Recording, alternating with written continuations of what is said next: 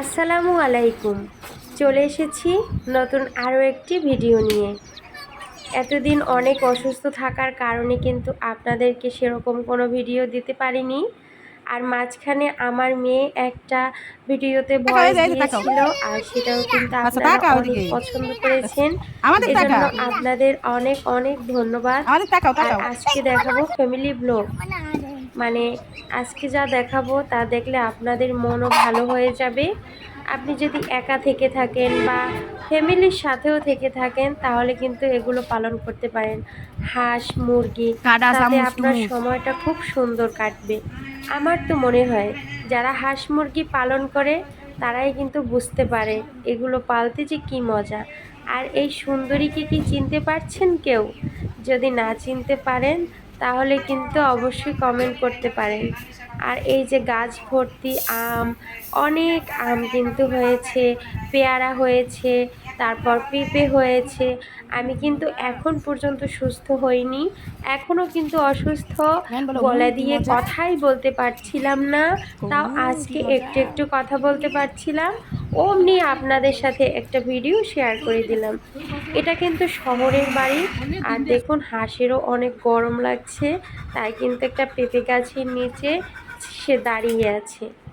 এখানে হাঁস মুরগি বিভিন্ন জাতের পালন করা হয়ে থাকে, আর এগুলো পালতে কিন্তু খুব ভালো লাগে। আপনার সময় যদি না কাটে তাহলে কিন্তু এগুলো অবশ্যই পালন করতে পারেন। অল্প জায়গায় কিন্তু অনেক হাঁস মুরগি পালন করা যায়। যাই হোক, অনেক হাঁস মুরগি দেখালাম, সবাই মিলে একটু টিভি দেখে নিচ্ছি। আর সবাই মিলে টিভি দেখার মজাটাই আলাদা। একবার ঘুরিয়ে সবার মাথাটা দেখিয়ে দিচ্ছি, চেহারাটা অতটা দেখালাম না। আর এই দেখুন বাহিরে নেমে গেছে বাচ্চারা। আর এই বাচ্চা যে কত দুষ্ট সে আর কি বলবো। একে যদি পালন করতে চান তাহলে আপনার মাথায় খারাপ হয়ে যাবে, এতটা পরিমাণেই দুষ্ট। আর হাঁস মুরগিতে একদম বাড়িটা ভরা, দেখে মন প্রাণ সব জুড়িয়ে যায়। এরকম হাঁস মুরগি পালতে যে কতটা ভালো লাগে। আর এই যে দেখুন, একটা দুইটা মুরগি থাকলেই বাড়ি যেন একদম ডাকাডাকিতে ভরে যায়। সেখানে গুনে দেখুন কতগুলো হাঁস মুরগি। আর এতগুলো হাঁস মুরগি থাকলে তো সে বাড়িতে একদম গট গট আর ভরা ভরা আওয়াজ হয়ে থাকে। হাঁস মুরগি দেখে টেকে সামনে পেয়ে গেলাম একজন ফুচকাওয়ালা মামা। উনি রেগুলারই এখানে ফুচকা বিক্রি করে থাকেন। আর ওনার ফুচকার দাম কিন্তু খুবই কম, 2 টাকা পিস। আর সারা বাংলাদেশে কোথায় আছে জানি না, কিন্তু তার কাছে আছে।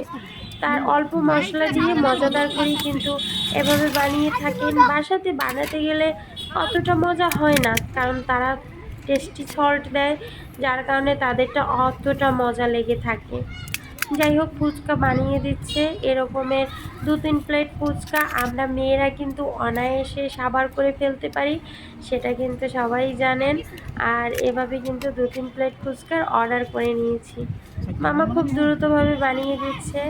আর এখানে একটু মশলাও দিয়ে মুড়ি বানানো হচ্ছে। শুধু ফুচকা খাইনি, মুড়িও কিন্তু বানানো খেয়েছি। আর তার মুড়ি বানানোটাও খুব মজা। আর এই যে দেখুন মুড়িটা এবার ঢেলে দিচ্ছে।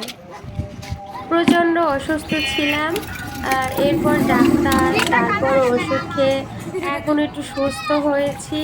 আর সুস্থ হয়ে এই লাফালাফি ঝাপাঝাপি, এটা খাও ওটা খাও শুরু করে দিয়েছি। ঠান্ডা জ্বরে একদম 12টা বাজিয়ে দিয়েছে। আর এই টক মিষ্টি খেতে এখন তো খুব ভালোই লাগবে। আর এখন দুপুরের খাবার খেয়ে নেব। মুরগি, শাক, ভর্তা, ভাজি, মাছ সব কিছুই ছিল। আর সব খাবারই কিন্তু মজার মজার ছিল, কারণ এটা আতালের মুরগি ছিল। আজকের জন্য এই পর্যন্তই। আল্লাহ হাফেজ।